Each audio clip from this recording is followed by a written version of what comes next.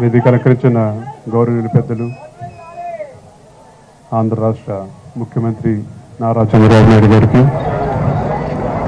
గంటా శ్రీనివాసరావు గారికి, బలరాం గారికి, అలాగే ఇవాళ మాతో పాటు కలిసి వచ్చిన చీరాల నుంచి వచ్చిన ఎడం బాలాజీ గారికి, ఇచ్చేసిన పెద్దలకి, కార్యకర్తలందరికీ హృదయపూర్వక నమస్కారం తెలియజేస్తున్నాను.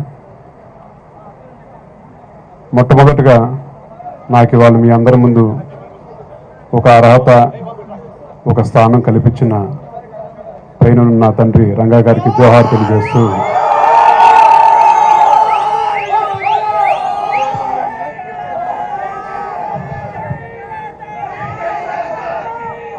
ఆయన వల్లే ఆయన ఎంతోమందికి స్ఫూర్తి ప్రదాత, పేద ప్రజల కోసం పోరాడుతూ ప్రాణం అర్పించారు. కేవలం ఒక రంగా గారి ఆశయ సాధన కోసం అని చెప్పని అందరం కలిసికట్టుగా ముందుకెళ్లాలని చెప్పని ముఖ్యమంత్రి గారిని ఇంతకుముందు కోరటం జరిగింది. పేదవాడికి ఇళ్ళ పట్టాలని చెప్పని కోరాం. ముఖ్యమంత్రి గారు ఎంతో పెద్ద మనసుతోటి ఒక దీర్ఘకాలిక సమస్య, ఒక పరిష్కారానికి ముందడుగులు వేశారు. కొన్ని వేల కుటుంబాలు ఇవాళ విజయవాడ నగరంలో బాగుపడ్డాయని చెప్పంటే అది ఒక చంద్రబాబు గారి వల్ల అని చెప్పని మీ అందరి సభాముఖం కూడా చెప్తా ఉన్నాను. తప్పకుండా రాబోయే రోజుల్లో కూడా ఒక ఆరాటం, ఒక పోరాటం, జగన్ రెడ్డి గారిది ఏదో చేసేయాలని చెప్పని ఒక ఆరాటం, ఏదో ఇక్కడ రాజ్యాలు ఉన్నాయి వచ్చి పరిపాలిద్దామని చెప్పని ఆయన ఒక ఆరాటం, ఆంధ్ర రాష్ట్రం ముందడుగులు వేయాలి, సామాన్య ప్రజలందరూ బాగుండాలని చెప్పని మనందరి పోరాటం. మనం ఈ పోరాటంలో ఎవరికి గిఫ్ట్లు కాదు, మనం ప్రజలకు మనకే మన గిఫ్ట్లు ఇచ్చుకుంటూ ఇవ్వబోతున్నాం. ఒకటే వినాదంతో మనందరం ముందుకు వెళ్ళబోతూ ఉన్నాం. ఎక్కడైనా సరే ఆ ఫ్యాన్ స్విచ్ ఆఫ్ చేసి పారేసేయండి అని చెప్పని ఆ వినాదంతో ముందుకెళ్ళాలి మనం అందరూ.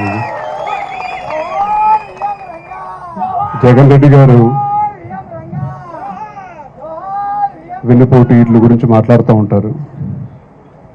మీ అందరి ముందు నేను అడుగుతూ ఉన్నాను ఇవాళ, జగన్ రెడ్డి గారు తమ్ముడని చెప్పని నాకు వెన్నుపోటు పడవలేదా?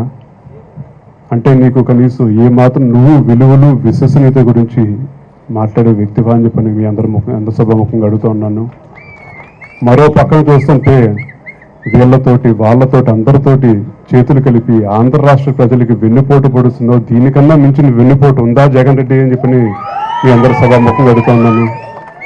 మారు జగన్ రెడ్డి, ఇప్పటికైనా మారి ప్రతిపక్ష నేతగా నీ బాధ్యత నిర్వహించు. తప్పకుండా మళ్ళీ ప్రతిపక్ష నేతగా నీకు అవకాశం కలిగించబోతున్నారు ప్రజలని చెప్పని కూడా సభాముఖంగా అందరికీ తెలియజేస్తూ, మరొకసారి నాకు ఈ అవకాశం ఇచ్చిన పెద్దలు ఆంధ్ర రాష్ట్ర ముఖ్యమంత్రులు నారా చంద్రబాబు నాయుడు గారికి ధన్యవాదాలు తెలియజేస్తూ సెలవు తీసుకుంటున్నాను. వార్తావాణి న్యూస్ ఛానల్ ఎప్పటికప్పుడు రాజకీయ, సినీ విశేషాలు, స్పోర్ట్స్ మరియు సాంకేతిక పరమైన మరెన్నో విషయాలను మన ముందుకు తెస్తుంది. మరింత సమాచారం కొరకు వార్తావాణి న్యూస్ ఛానల్ ని సబ్స్క్రైబ్ చేయండి.